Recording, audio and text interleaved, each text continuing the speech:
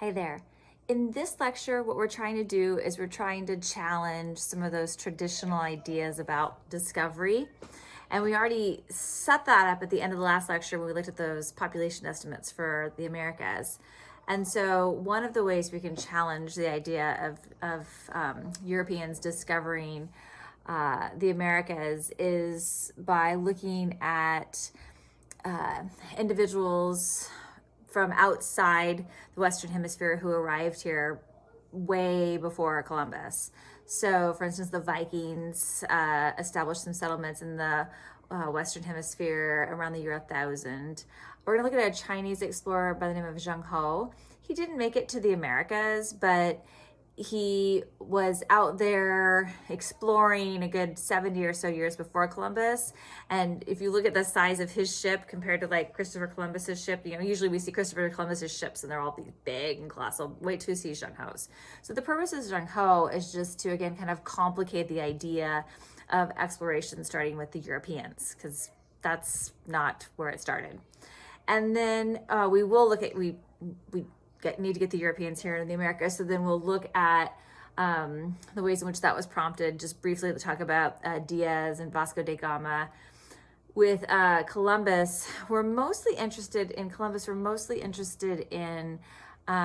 the Columbian Exchange. And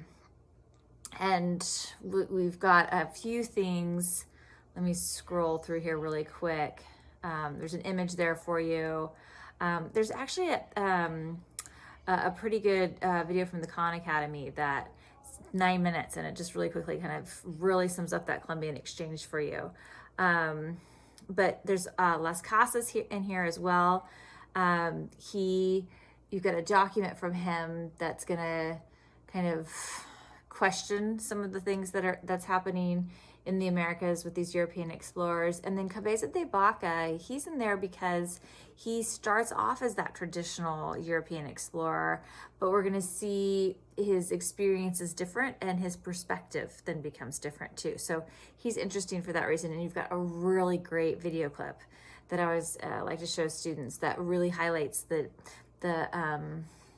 differing perspectives. And then you're gonna look at the document from Columbus and the document from Cabeza de Vaca to get a sense of that as well.